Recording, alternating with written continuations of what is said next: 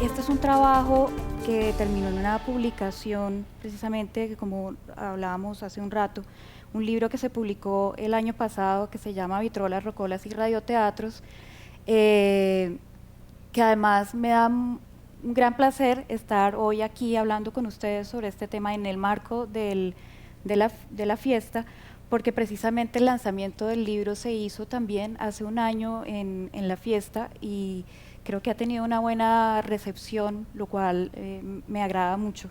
Entonces es un motivo más para celebrar el hecho de estar aquí y poder hablar con ustedes acerca de esta investigación.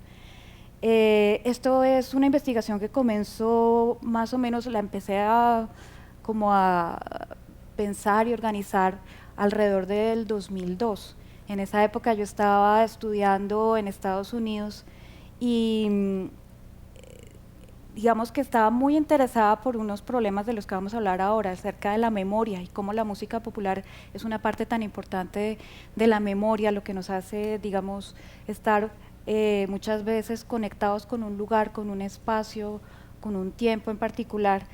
Y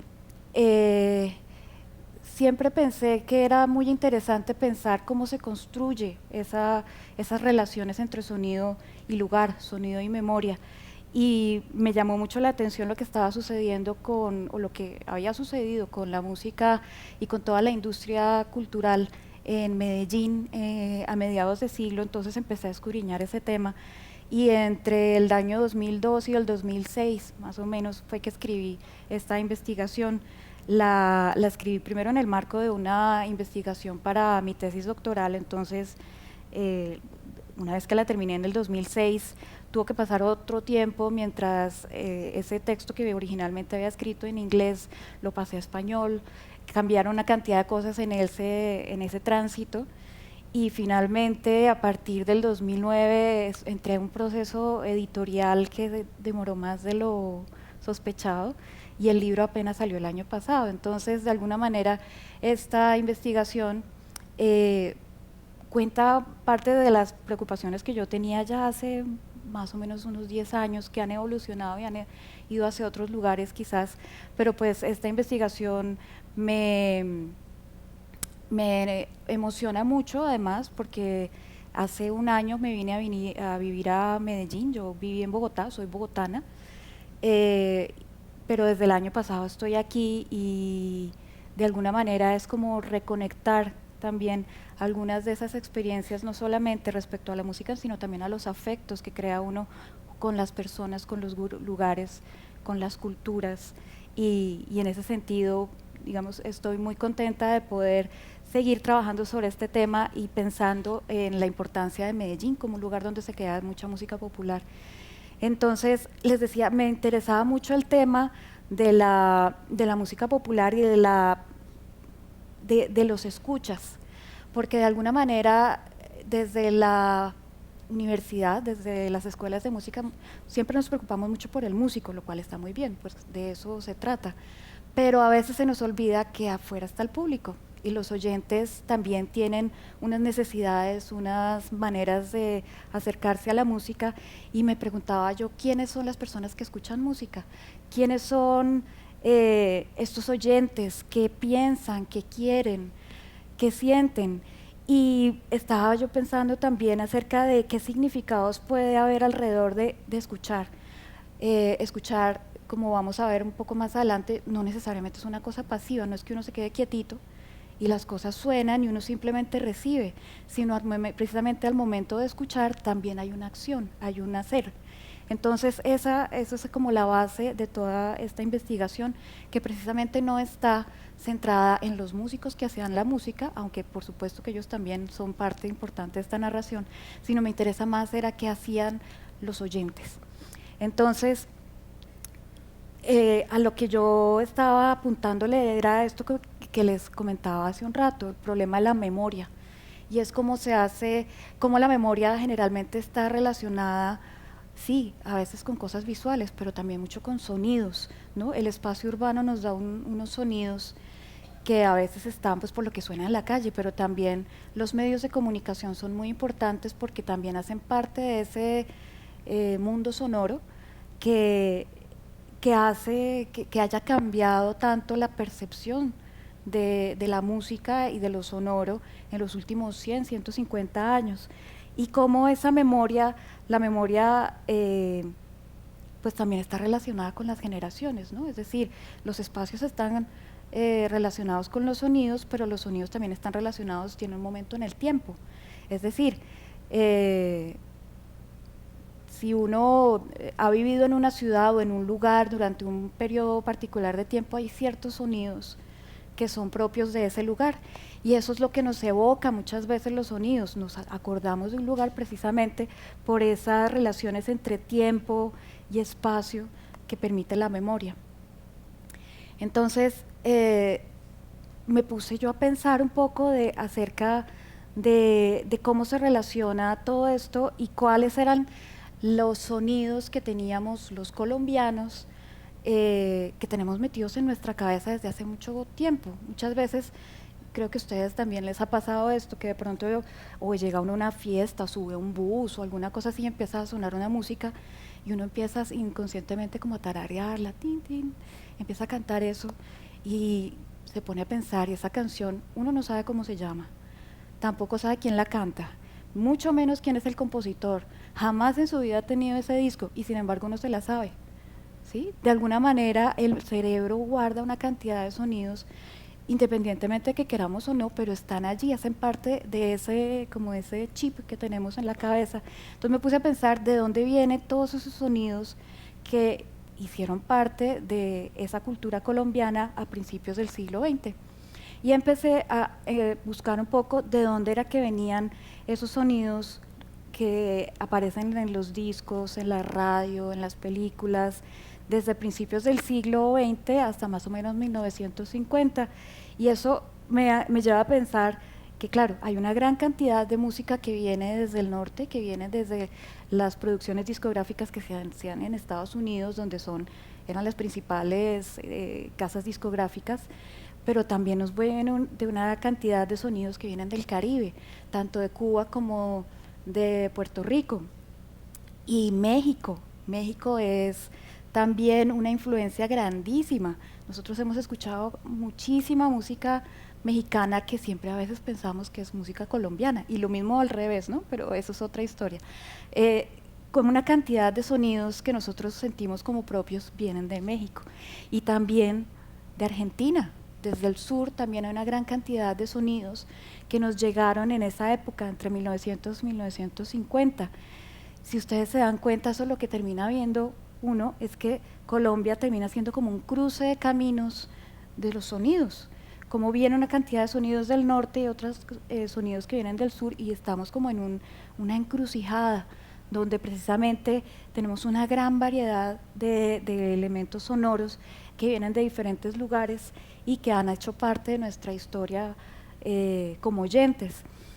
Pero digamos, en este relato que estoy contándoles hasta ahora, de alguna manera uno ve a Colombia como si fuera un país receptor, es decir, nos llega una cantidad de influencias de diferentes lugares, pero bueno, es que aquí no se hacen cosas, y eso fue lo que, como que fue el primer elemento que me hizo pensar en el problema, ya no solamente de la recepción, sino también incluso de la producción.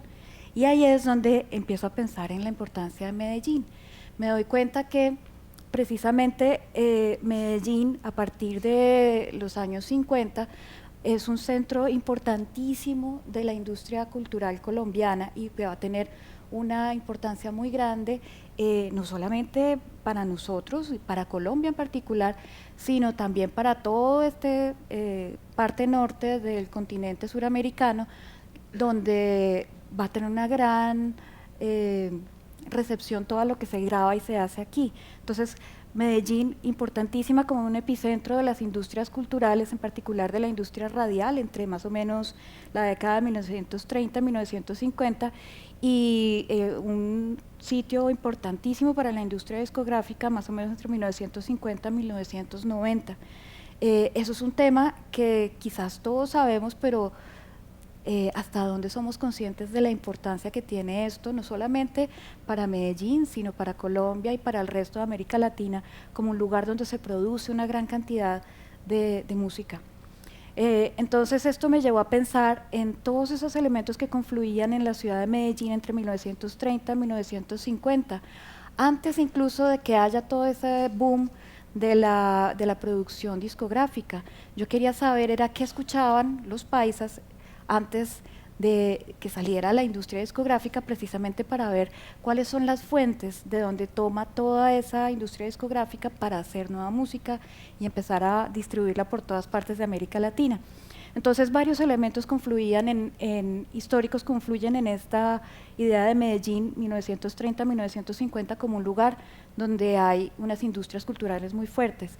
Primero, tenemos un gran crecimiento urbano, la ciudad pasó muy rápidamente, que cada 20 años más o menos se estaba duplicando la población de la ciudad, ya fuera por crecimiento, digamos, de la tasa de natalidad, pero también la gran cantidad de migrantes que están llegando a la ciudad en busca de trabajo. ¿Por qué? Porque hay una expansión industrial muy importante que hace que la gente se sienta atraída por venir a la ciudad, que pueda encontrar trabajos, y esto hace que haya un surgimiento de unas clases nuevas dentro de la ciudad, unas clases urbanas que ya van a ser la clase obrera, la clase que trabaja en la industria, y el surgimiento poco a poco de una clase media urbana. Esto va a ser importantísimo para el comienzo de la radio comercial, como veremos más adelante. ¿Por qué? Porque es que ¿a quién tiene que venderle sus productos la industria? Pues a la clase media principalmente, la clase obrera también, por supuesto, pero hay una gran cantidad de inversión de toda la industria para que la radio sea no solamente el lugar donde hay música, que es parte de lo importante de la radio, que haya también noticias, pero que también haya publicidad. La publicidad es importantísima y eso está muy relacionada con la industria, con la clase media, que da pie para esa radio comercial. Y como vamos a ver también más adelante, eso va a dar origen a las grandes empresas de medios que tenemos hoy en día, ¿no? Los grandes conglomerados como RCN y Caracol surgen precisamente en Medellín a partir de los años 50 y están muy relacionadas, ¿cómo no?, con la música. Yo les contaré por qué. Pero, digamos, todo esto se enmarca también en unas épocas interesantes desde el punto de vista político y social, como la llamada República Liberal, que es una época, algunos dicen que es el comienzo de la época moderna en Colombia. En tanto hasta 1930 hubo la hegemonía conservadora. 1930 ya, cuando llegaba Enrique Olaya Herrera a la presidencia, es el primer candidato presidencial que habla por radio y que va en un avión a hacer proselitismo político, viaja de un lugar a otro del país. Eso ya es como, digamos, los nuevos visos de la modernidad en Colombia. Y claro, también un momento importante que es el golpe militar de 1953, más o menos eso es como el espacio donde yo estuve haciendo la observación de estos oyentes en Medellín y de todos estos sonidos musicales enmarcados pues en este momento histórico. Entonces, esta era la pregunta a la que quería llegar y que he venido comentando desde el principio. Me preocupaba mucho pensar en los escuchas como gente que está quietica, simplemente recibiendo lo que se le da. Y de alguna manera, desde el punto de vista de algunos investigadores, sobre todo viniendo desde Adorno, ¿sí?, a principios del siglo XX, se pensaba que la música popular era simplemente una cosa que se producía en serie y que digamos que era sencilla, fácil, hecha para alienar, ¿sí?, a la población, para que la gente no piense, pensando pues que digamos el escucha es como un ser que está allí inmóvil, que no tiene de alguna manera de reaccionar frente a eso que se le presenta. Y yo precisamente lo que quise resaltar era que la escucha es una cosa también activa, es decir, que a través de la escucha se pueden establecer comunidades de escucha, que va a ser un elemento importante, es decir, grupos de gente que escucha música junta, puede ser, o que escuchan la misma música y que crean significados alrededor de esa escucha. Entonces, alrededor de esta pregunta va a surgir como el eje de la investigación que llevé a cabo y que busca mirar las narrativas de identidad que se construyen alrededor de la escucha de ciertos géneros en Colombia, en particular el bambuco, el tango y el bolero. Habría más, por ejemplo, más adelante, cuando hablemos, por ejemplo, de la música mexicana, la música ranchera es una música importantísima, pero digamos, no podía yo cubrir tampoco todo el universo porque era demasiada información. Ya incluso con estos tres fue bastante la cantidad de información que recopilé, pero de alguna manera lo que yo estaba buscando era buscar esas narraciones de identidad, de cómo la gente se siente parte de una comunidad imaginada, que son diferentes maneras incluso no solamente de sentirse parte, por ejemplo, de ser colombiano, que va a ser un elemento importantísimo para la narrativa del bambuco, es decir, al ser el bambuco una música colombiana, hay una cantidad de narrativas alrededor de lo nacional, y cómo es ser lo nacional de una manera diferente a cómo era hacerlo en Bogotá. Vamos a ver que eso es hay toda una cuestión respecto a la centro y periferia que es muy interesante, pero al mismo tiempo hay unas narraciones muy interesantes respecto al tango, y cómo el tango es una música muy importante para Medellín, que se considera una ciudad tanguera, una ciudad que es centro importantísimo de producción, pero más que de producción de amantes del tango, de escuchas del tango. Y por otro lado, el bolero como un horizonte de lo cosmopolita, lo que es ser en los años 50, lo que es ser moderno, cosmopolita, el elemento de lo latinoamericano, que es muy interesante. Entonces, alrededor de estos tres géneros, lo que hice fue como mirar las narrativas, de los escuchas que están pensando, y cómo eso se puede ver en diferentes lugares. Por ejemplo, en los periódicos fue uno de los elementos, unos puntos importantes de ver, por ejemplo, lo que decían los columnistas de diferentes periódicos, o también la publicidad que sale sobre los discos, los programas de radio que se hacen, ¿sí? Digamos, era un reto muy interesante pensar en los escuchas, a veces sin hablar directamente con los escuchas, porque una cosa es, por ejemplo, hablar con gente que estuvo presente en los años 50, que recuerda de niños, ¿sí?, cuando tenían 7, 10 años, qué música escuchaban, pero hablar con alguien que digamos que tuviera memorias de los años 30 era mucho más difícil. Entonces, digamos que tuve que hacer como una lectura de diferentes materiales, como les digo, casi siempre eran materiales escritos, aunque por supuesto en algunos casos conté con la fortuna de hablar con algunos aficionados y oyentes de la música popular que me dieron una información muy interesante. Entonces lo que les voy a contar ahora van a ser como esas narraciones alrededor de estos tres géneros, y las voy a pensar de manera, digamos, independiente. Primero les voy a contar sobre el bambuco, luego sobre el tango y luego sobre el bolero, pero las voy a hacer pensando en las décadas, de tal manera que veamos que hay unas interconexiones, porque lo que vamos a ver es que los escuchas de estas músicas no necesariamente son, por llamarlo de alguna manera, tribus, ¿sí? Entonces, cuando hablamos, por ejemplo, de tribus, la tribu de los punk, ¿sí? Entonces son unas personas que escuchan un tipo de música, pero también se visten de una manera particular, de unos peinados, ¿sí? Esos son lo que llamamos tribus urbanas. En el caso de estos géneros musicales, yo realmente no encontré tribus, sino lo que pasaba es que había personas que escuchaban en un momento de su día, de su vida, el bambuco, pero por la noche salían y oían bolero, pero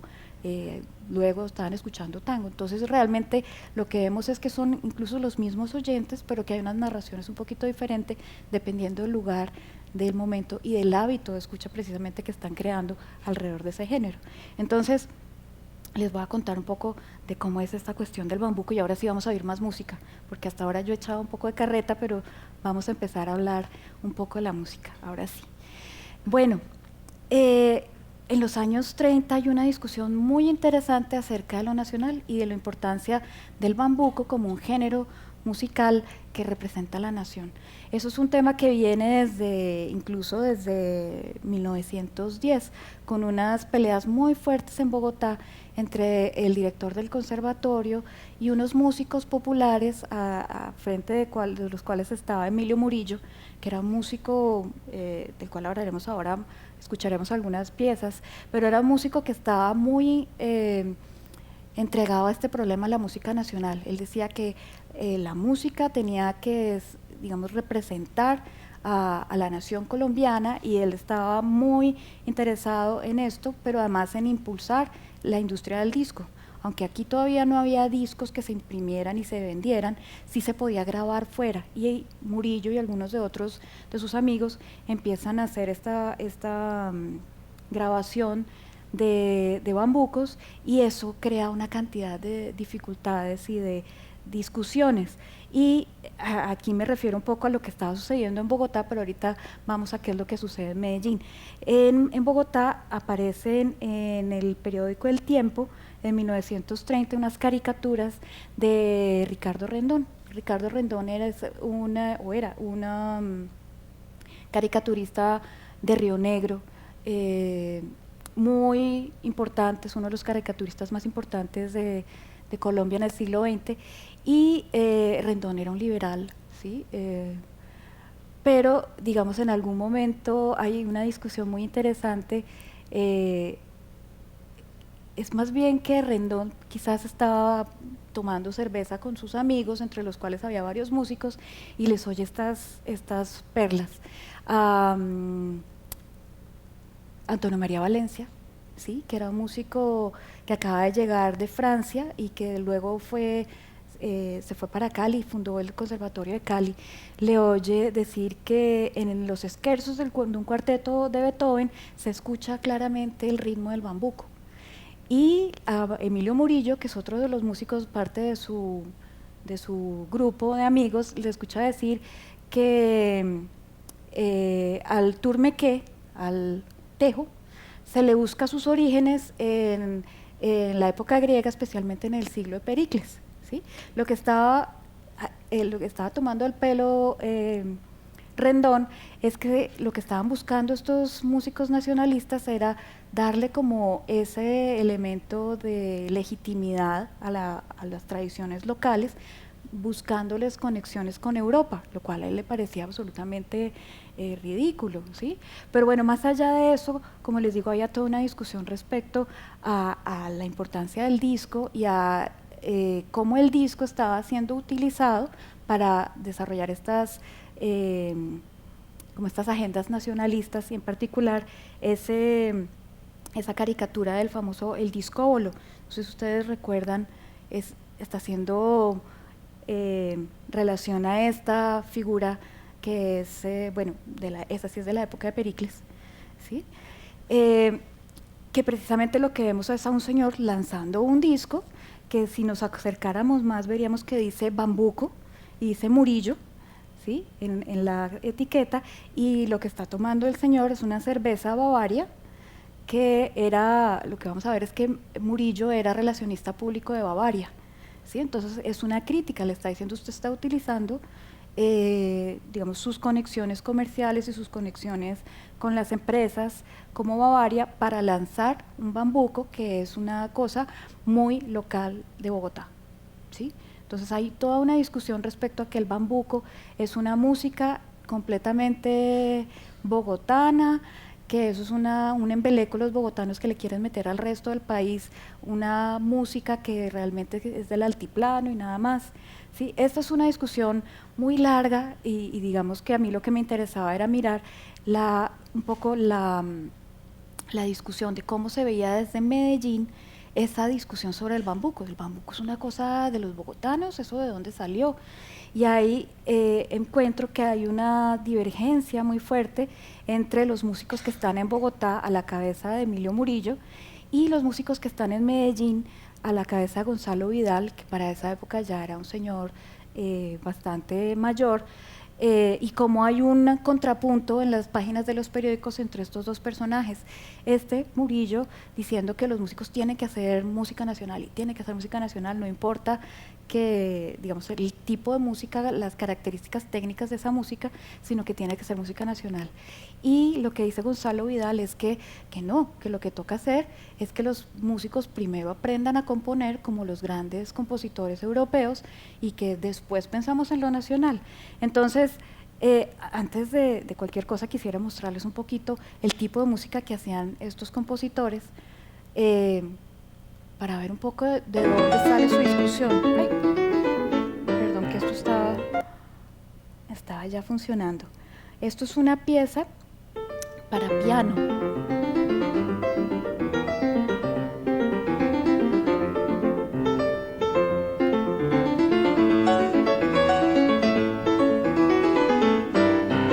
Es un pasillo, ¿sí? Esta pieza es un pasillo, está hecha para piano, pero está pensada como un pasillo. Gonzalo Vidal, aunque también hizo piezas con elementos, digamos, de tipo nacionalista, como este pasillo, él estaba pensando más en el romanticismo europeo. Vamos a ver si esto funciona.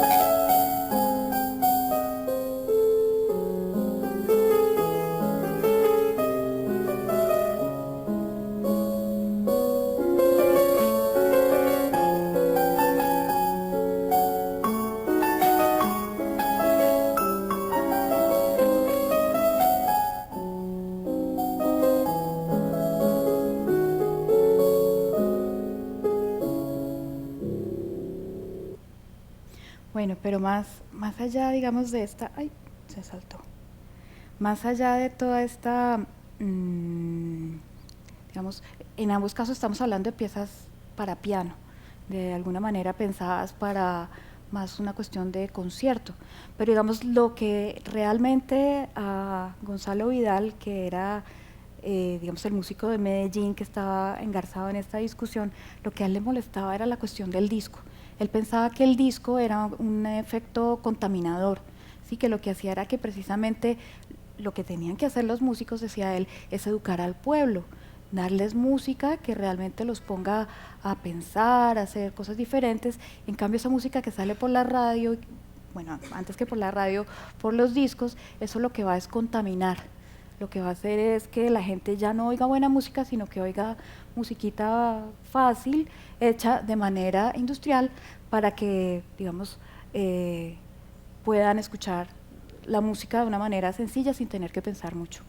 Esas eran las discusiones que había en los años 30, pero vamos a pasar un poco a los años 40 porque vamos a ver que esa discusión alrededor del bambuco y de su importancia en Medellín va a variar de una manera muy interesante para los años 40. Y vamos a ver que eso se da porque en la ciudad empiezan a aparecer unos lugares importantes donde la música empieza a ser fundamental. Está la radio. Vamos a ver que la radio comercial empieza con muchísima fuerza en Medellín, aunque también en Bogotá y en otras ciudades había, también en Cartagena y en Barranquilla, pero la radio antioqueña va a ser súper importante porque, como les decía, está relacionada con la industria. Y entonces, emisoras como Ecos de la Montaña comienzan a ser muy fuertes desde 1935 y también, digamos, están los concursos que se dan al interior primero de los congresos de música que se empiezan a hacer alrededor de 1937 y de alguna manera aquí se reflejan un poco esas dos vertientes que venían ya prefiguradas desde antes, lo académico y lo popular. Lo popular sería lo que va por la radio y lo académico es más lo que está en el ámbito de los concursos. Pero además de esto, hay una gran influencia de lo que llamaríamos hoy el entretenimiento. Y es que empieza a aparecer periódicos no, en este caso estamos hablando de una revista, pero también vamos a ver que los mismos periódicos empiezan a publicar unas separatas que tienen que ver con entretenimiento. Y empiezan a hablar precisamente de lo que suena en la radio, del cine, de los eventos que se hacen en la ciudad, y esta revista que se llama Micro es importantísima porque es un lugar donde empiezan a aparecer estos personajes que son periodistas culturales, pero que son también como árbitros del buen gusto. Entonces, ya no es la preocupación que tenía Gonzalo Vidal, que decía que toda la música popular, eso era horrible, que eso, mejor dicho, espantoso, todo lo que sonaba en los discos. Él dice, Camilo Correa, lo que suena en los discos no todo es bueno, unas cosas sí, otras cosas de pronto no. Entonces, es un árbitro de la escucha. Él era realmente cineasta, pero está muy interesado, muy metido en todo lo que tiene que ver con la música nacional. Ahora les cuento por qué. Resulta que para los años 40, estamos en plena Segunda Guerra Mundial, hay un boom de toda la producción industrial. ¿Por qué? Porque resulta que muchas de las cosas que se consumían en Colombia eran hechas originalmente en Estados Unidos y en Europa, pero con la época de la guerra lo que sucede es que se fortalece la producción industrial local. Entonces, desde el año 39 hasta el año 45, todas las empresas locales de Medellín empiezan a hacer, digamos, producción local, y a ellos les interesa que el colombiano compre colombiano. Entonces empieza a haber una cantidad de estrategias de tipo comercial donde dicen, ojo, lo colombiano es lo importante, entonces la música es importantísimo para eso. Y precisamente, hurgando un poco entre periódicos, me encuentro cosas como esta, y es que empresas como La Voz de Antioquia empiezan a hacer unos programas de radio muy importantes que se llama Música de Colombia, que lo que buscan hacer es unos concursos y que haya siempre música en vivo, donde haya sonidos especiales de lo musical de Colombia. Y como les digo, es una estrategia. Este aviso, por ejemplo, lo saqué del día que se firmó la paz en Europa, ¿sí? La primera preocupación es: se acaba la paz, se acaba la guerra en Europa, y otra vez vamos a estar inundados de productos europeos. Entonces hay que tener una estrategia comercial para convencer a la gente que colombiano compra colombiano. Entonces hay una estrategia nacionalista que está muy relacionada con eso. Y esto da pie a los famosos concursos de música de Colombia, que empiezan a funcionar de manera muy importante en el año 1948, y que va a dar pie a lo que los historiadores han llamado las guerras de los textileras, entre Coltejer y Fabricato, ¿sí? Y es que ellos empiezan precisamente a crear esta rivalidad, esta divergencia entre lo colombiano y quienes, digamos, están más cerca de lo colombiano, si Coltejer o Fabricato. Y entonces cada uno se atrinchera en su emisora de radio, Coltejer en La Voz de Antioquia y Fabricato en La Voz de Medellín, ¿sí? Y alrededor de esto, como les digo, está la música, porque es que los programas eran programas de música colombiana, ¿sí? Esto nos va a dar, bueno, aquí debería estar sonando un ejemplo que está puesto allí, el Cucarrón de Luis Uribe. Bueno, por ahí debe estar sonando.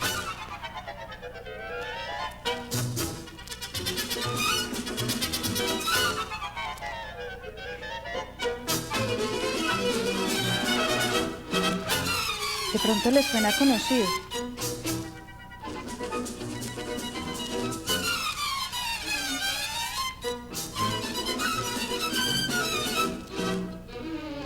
Esa fue la pieza que ganó el concurso Música de Colombia en 1948, ¿sí? De hecho, la grabación es una grabación original que rescató un grupo de investigación de AFIT hace unos años, pero precisamente había, como les digo, esa cuestión nacionalista que salía por la radio, y que, como les digo, hizo confrontar a estas dos textileras, de las cuales terminó apareciendo luego Caracol, partir de La Voz de Antioquia y RCN a partir de La Voz de Medellín. Entonces la música hace parte muy importante de toda esa historia. ¿Sí? Porque no nos digan que la música es una cosa que no tiene ninguna incidencia en la vida cotidiana. Claro que la tiene, sí, hasta crea espacios de medios de comunicación. Bueno, me voy a ir para los años 50, estoy yendo bastante rápido, pero tenemos que ver también el tango y el bolero para poder conversar. Entonces, en 1950, lo que vamos a ver es que 1950 ya es una época difícil, tensa, la cuestión política está muy dura, porque volvieron los conservadores al poder, es la época de la violencia. Entonces lo que vamos a ver es que hay una reconservatización en los discursos y lo nacional en la música está muy metido dentro de todo este tema. Es decir, hay que conservar al bambuco porque eso es, digamos, lo que nos conecta con nuestra tradición española, ¿sí? Es decir, hay que mostrar que ser colombiano es ser blanco, venir, digamos, estar relacionado con toda esa tradición que nos viene de España, ¿sí? Y hay una idea muy fuerte alrededor de la conexión entre el bambuco y la blancura, que es muy clara. ¿Por qué? Porque es que en esta época está empezando a aparecer la música, lo que vamos a llamar la música tropical, que está muy relacionada con la música que viene precisamente de la costa, y eso es como una especie de ennegrecimiento. Entonces no, eso no se puede, uno no se puede ennegrecer, tiene que ser más blanquito. Entonces alrededor de todo eso hay una cantidad de hitos muy importantes, como el el libro Canciones y Recuerdos de Jorge Áñez, que es un libro que se publica en 1951, en donde él habla precisamente de los orígenes del bambuco y dice, es que el bambuco es español, ¿sí? Y también un hito muy importante para la música andina colombiana va a ser la influencia de personajes como Hernán Restrepo Duque en el rescate y, digamos, en mantener toda esa tradición dentro de la industria discográfica. Entonces, gracias a Hernán Restrepo y gracias a Luis Uribe Bueno y a muchas de otras personas que estuvieron en esa época, se conserva mucho de esto que todavía escuchamos nosotros y decimos, eso es la música tradicional colombiana. Es una música que está muy mediada, pues se produce dentro de la industria. Aquí tenemos al dueto de antaño tocando un bambuco. Tengo una novia en la tierra, tengo una madre en el cielo. Ay, bueno. Ahí ya volvió. Tengo un alma de poeta y un corazón antioqueño. Cuando la noche se inunda de resplandores morenos, dejo mi rancho y en torno mi serenata lo cielo.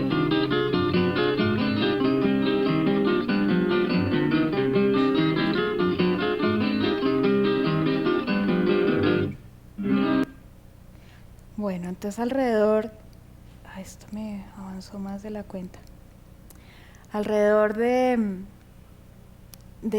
la industria, Sonolux particularmente fue muy importante para grabar todos esos duetos que nosotros hoy conocemos como duetos tradicionales, el dueto de antaño, Obdulio y Julián, Garzón y Collazos, sí, eso fue una parte muy importante de la historia de la música popular que se produjo aquí y que, como les digo, estaba muy relacionada con todas esos discursos sobre la nacional. Pero voy a dejar aquí porque vamos a hablar del tango, y eso nos remite otra vez hacia los años 20 y los años 30.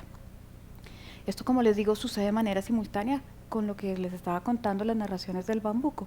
Entonces vamos a ver de dónde sale esta cuestión del tango y por qué es tan importante. Y una pregunta que seguramente ustedes se han hecho, todos nos hemos hecho, ¿hasta qué punto la muerte de Gardel en Medellín hizo que aquí fuera un lugar especial para el tango? Bueno, esa era una pregunta que yo tenía también y que me hizo empezar a mirar dónde se escuchaba tango, quién escuchaba tango, por qué escuchaban tango. Y empiezo a mirar que precisamente es alrededor, sobre todo, del mercado de Guayaquil, donde hay un consumo y una escucha muy grande de discos y en particular de tango alrededor de las tiendas y los burdeles que estaban pues en este lugar que era un lugar estratégico. ¿Por qué? Porque es que allí no solamente estaba el mercado, sino estaba la estación de tren, allí llegaban también en una época los buses, entonces era el sitio donde la gente entraba y salía, y muchas veces los campesinos venían, traían sus cosas a vender en el mercado y lo que hacían era entrar a uno de estas tiendas, a estos cantinas, y lo que había allí eran, en algunos casos, las vitrolas con sus discos, ¿sí? Otros casos vamos a ver más adelante los traganíqueles, que también llamaban pianos, y vamos a ver que muchas de estas tiendas y estas cantinas tienen su propia identidad, entonces se empiezan a organizar, hay ciertas cantinas que solamente tienen tango, otras que solamente tienen, por ejemplo, boleros, eso lo veremos más adelante, pero alrededor de Guayaquil casi todas tenían mucho repertorio de tango, entonces es una escucha de tango, pero una escucha de tango, de un tango más, vamos a ver ahorita, más arrabalero, ¿sí? Más más popular. Y esto me lleva a los tangos que se empiezan a producir aquí en Medellín, antes incluso de que llegue Gardel, ¿sí? Y está este famoso ejemplo que ahorita vamos a escuchar de un tango que compuso Carlos Vieco y que cantó luego Agustín Magaldi, pero la música es de Carlos Vieco y la letra es de Tartarín Moreira, que es un personaje muy importante, parte de los Panidas. Primero se los pongo para que lo escuchemos y después les cuento un poquito el cuento de dónde sale este tango. Sin saber a dónde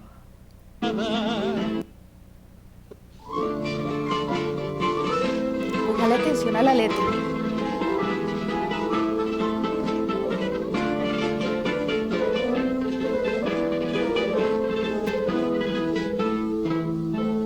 así te quería ver, marchita sola y botada, valiendo menos que nada, como tenía que ser, así con esa mirada, triste y sin fulgor ni vida, de nadie correspondida y por todo despreciada, de nadie correspondida y por todo despreciada.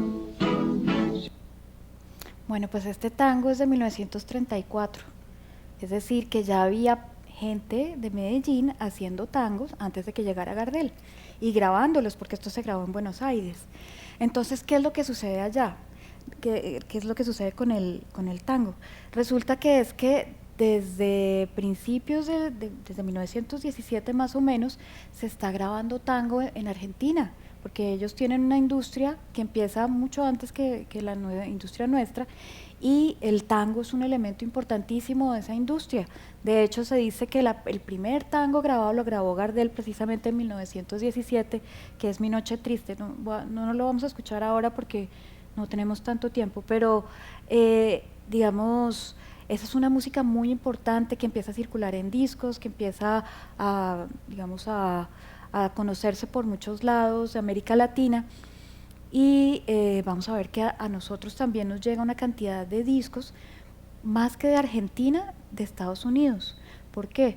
Porque resulta que al darse cuenta que era tan llamativo el mercado latinoamericano y que estaba tan interesado en el tango, entonces los norteamericanos empiezan a producir sus tangos y los venden en discos y llegan aquí a Colombia, a todo el Caribe del norte, no del sur. De hecho, los primeros tangos que empiezan a llegar, digamos que vienen realmente de Argentina, son en 1934, 1933 y por supuesto 1935, que es cuando llega Gardel.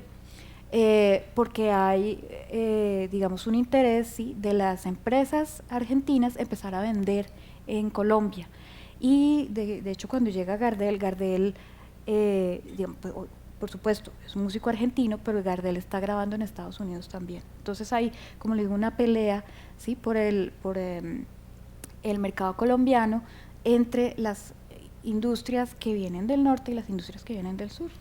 Y les quería poner esta amargura un ratito más, porque esta canción, que ustedes seguramente la han escuchado, este tango, tiene un tema muy parecido, una temática muy similar a la que acabamos de escuchar de Tartarín Moreira y Carlos Vieco, y es un despecho. ¿Sí? Primero la escuchamos y ahorita hablamos del tipo de despecho.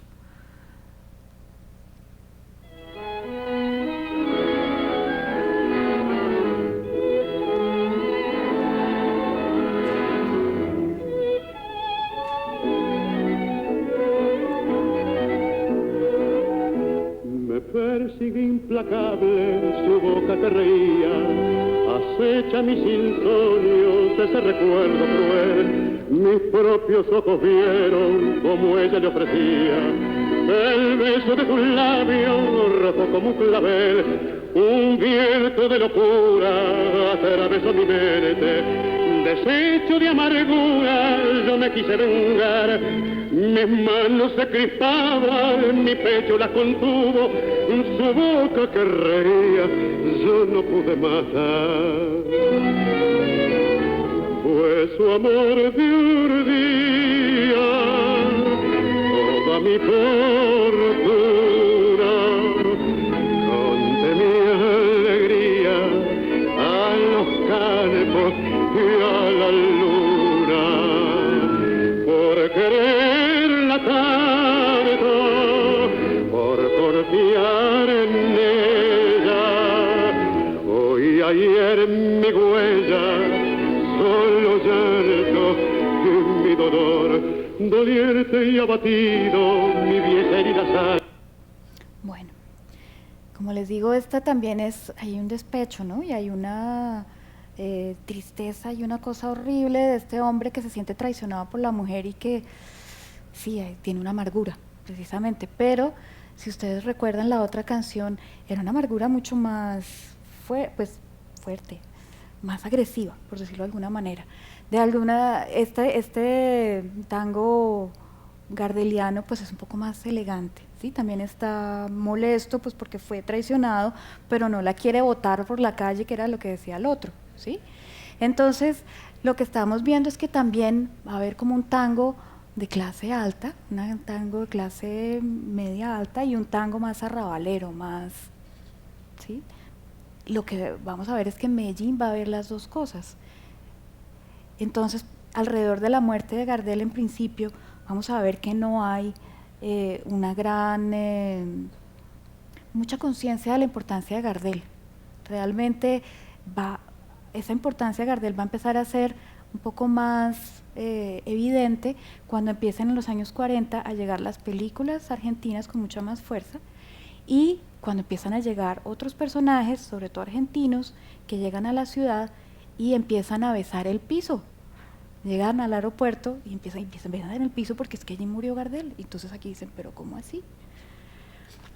Bueno, en los años 50 hay una cosa importantísima, que es que empiezan a llegar los Wurlitzer. Este es un Wurlitzer del año 40, pero que ya en la ciudad empezaba a sonar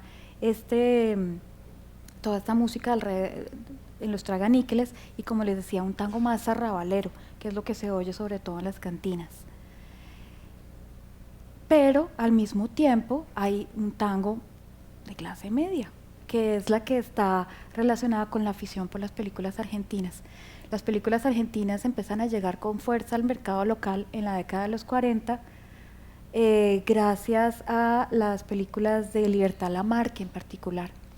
¿Sí? Libertad Lamarque pues era una diva del tango desde hace mucho tiempo, pero aquí no se la conocía prácticamente sino hasta que empieza a llegar en las películas, y es la primera vez que hay una mujer cantando tango, por lo menos aquí, de lo que se conoce aquí. Las mujeres cantaban tango en Argentina desde hace mucho tiempo, pero siempre el tango se había visto como una cosa muy masculina, y que, como les digo, era de burdel, de tienda, de cantina, pero ya cuando hay una mujer que sale en las películas cantando tango y una señora muy respetable, entonces ya hay un tango un poquito más de clase media, como les decía. Entonces, precisamente, Libertad Lamarque, esa es una foto tomada por Fotoreporter, que era uno de los reporteros gráficos más importantes en Medellín. Esa foto creo que salió en El Colombiano. y él le toma la foto sí, a Libertad Lamarque bajándose del avión y todo el mundo saludándola. Y Libertad Lamarque llega a Olaya Herrera y dice, pero ¿cómo así? Aquí murió Gardel, ¿dónde está la placa donde dice que murió Gardel? Y no, pues no había placa, a nadie se le había ocurrido. Y lo que hace la Libertad Lamarque es precisamente quedarse aquí un tiempo, unos meses, eso fue en el año 48, mientras mandan a hacer esa placa de bronce que ustedes la encuentran hoy en día en el Olaya Herrera, firmada por ella diciendo que aquí este es el lugar donde murió Gardel, ¿sí? Y a partir de Libertad Lamarque vamos a ver que todos los argentinos que pasaban por la ciudad decían, pues es que este es un lugar importantísimo, esto es un templo del tango porque aquí murió Gardel. Aquí por primera vez la gente dice, eso es una cosa súper importante. Como les decía, el tango sí era importante, pero era el tango más arrabalero, ¿sí? Y claro, en 1950 vamos a ver, como les digo, esa importancia de lo argentino que viene por las películas. Además, empieza a estar relacionada también con otro tipo de entretenimiento popular, que es el fútbol. ¿Por qué? Porque para 1948 es que se funda el famoso, el DIM, y muchos de los primeros futbolistas que llegan a la ciudad son futbolistas argentinos, ¿sí? De hecho, vamos a ver que hay una crisis muy importante en el fútbol argentino por esta época, y gran parte de los futbolistas que estaban allá, que eran grandes estrellas como, se me acaba de olvidar, no, Pedernera, no, el que después estuvo en el Real Madrid, se me acaba de pensar, Di Stéfano. Pero Di Stéfano creo que fue en el Nacional, ¿cierto? Bueno, o en Millonarios. En Millonarios, sí, claro. Bueno, toda esa gente llegó a Colombia y entonces era una cosa impresionante, todos estos astros del fútbol. Y lo que les digo, se bajaban del avión y besaban el suelo, ¿sí? Entonces aquí hay una emoción muy grande por todo lo argentino, que se notan cosas como también este cancionero. Vamos a ver que en Medellín se publicaban muchos cancioneros. Por ejemplo, es uno que publicaba creo que era una librería, ahora no recuerdo. ¿La Campana? ¿Ese era el de La Campana? Entonces era el de La Cacharrería. La Cacharrería La Campana, en Guayaquil. Entonces, lo que hacían era que pues uno iba ya a comprar trastos y además le daban su cancionero, y en el cancionero pues muchas veces venían canciones, pero fíjense cómo se llamaba el cancionero, el tangón, ¿sí? Entonces todo lo que tenía que ver con tango pues era una cosa impresionante y que a la gente le llama mucho la atención, y que empieza a crearse esa idea de que Medellín es una ciudad tanguera por excelencia. Y luego esto va a ser tomado, por supuesto, más adelante por Manuel Mejía Vallejo. Puse eso de resistencia entre signos ¿de qué? De eso, interrogación, gracias. ¿Por qué? Porque lo que nos cuenta un poco Mejía Vallejo es que había un lugar oscuro, ¿sí? Donde están todos estos oyentes del tango, y el personaje principal, Jairo, que es supuestamente nació el día en que murió Gardel.